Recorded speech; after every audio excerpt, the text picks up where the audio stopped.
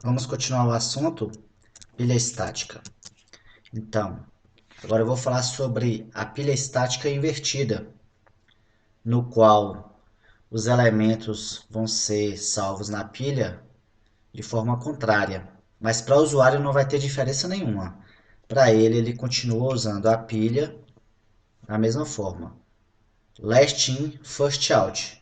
O último elemento a entrar na pilha vai ser o primeiro elemento a sair da pilha, embora internamente ela esteja organizada de forma contrária. Então, como a ideologia da pilha é a mesma, a interface não muda. Os métodos ou comportamento da pilha é o mesmo, ok? O que vai mudar é a implementação interna, que é a pilha principal, ou a pilha estática, certo? A pilha principal também não muda. Então, o usuário vai continuar chamando os métodos empilhar, desempilhar, topo, imprimir, etc. E ela vai funcionar de forma análoga, independente de como ela esteja implementada internamente. Então, para a implementação da pilha estática invertida, eu vou pegar o código que já desenvolvemos de pilha estática, Ctrl C, Ctrl V, e só vou adaptando, porque são algumas mudanças, certo? Então agora os elementos não são colocados na posição 0, 1, 2 de forma incremental, até o tamanho do array. Eles vão ser colocados do tamanho do array menos 1, que é a última posição válida do array, até chegar na posição 0, ok? Então, eu preciso ainda ter uma variável que controla a posição do topo. Essa variável, vou continuar chamando ela de ponteiro topo. Como a classe agora chama estática invertida, então eu vou ter que chamar aqui de pilha estática invertida. O nome do arquivo tem que ser igual ao nome da classe pública, certo? Implementa a interface empilhável, já que ela tem o comportamento de uma pilha, então tudo que é empilhável tem que ter este comportamento. Então vamos para a pilha estática invertida. Eu vou ter minha estrutura interna, que é este array de objects, e vou ter um tamanho também. Então até o momento nada mudou. Quando eu criar uma pilha sem informar um tamanho, ele vai criar uma pilha de tamanho 10, também isso nada mudou. A primeira mudança vai acontecer aqui agora no construtor, certo? O construtor tem que ter o mesmo nome da classe, né? Ele sem retorno. Então eu também vou ter que mudar aqui o nome do construtor, porque está o nome do construtor da classe anterior. Ok, em termos de códigos internos, o tamanho é passado como parâmetro para esse construtor e ele ainda continua sendo utilizado para criar, alocar memória para o array. Isso não muda, eu também aloco ele para uma variável de instância da classe, uma variável global chamada tamanho, também não mudou. O que vai mudar é onde o ponteiro inicia. O ponteiro inicia na primeira posição inválida de baixo para cima do array, considerando o 0 o inferior e o tamanho menos 1 o superior. Agora eu vou começar ao contrário. A primeira posição inválida de cima para baixo seria tamanho, certo? Tamanho. Já que a primeira posição válida é tamanho menos 1.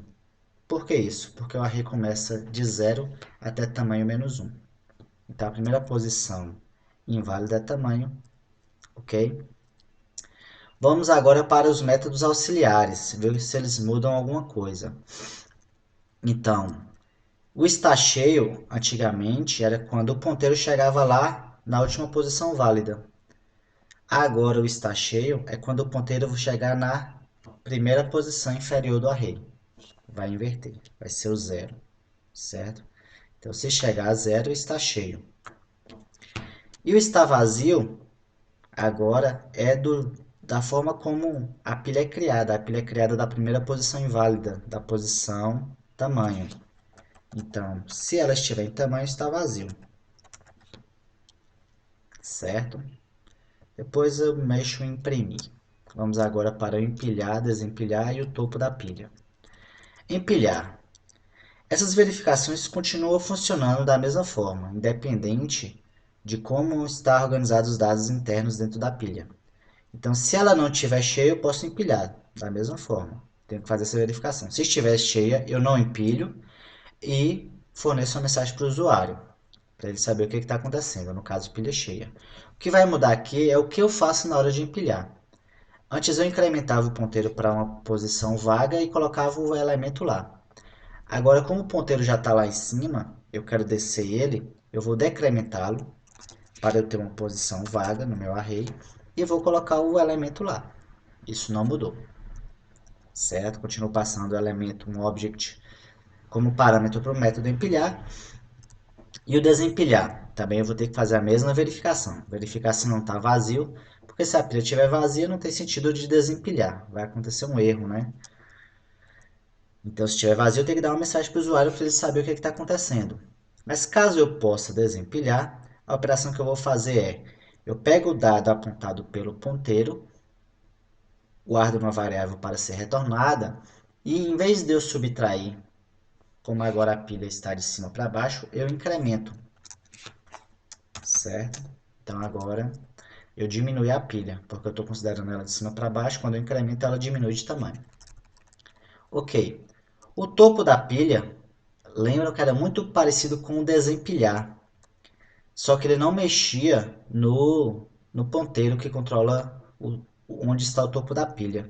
Então, ele não vai ter diferença se a pilha é no sentido normal ou no sentido inverso. Ele vai pegar o elemento que está no topo da pilha, caso seja possível, caso ela não esteja vazia, e vai retornar este elemento para quem chamou o método, certo?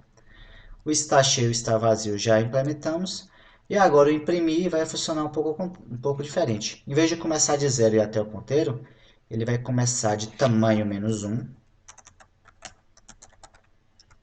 e voltar até o ponteiro.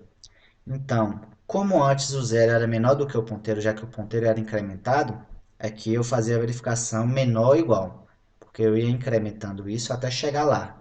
Agora eu vou partir de um lugar mais elevado e vou decrementando isso até chegar lá.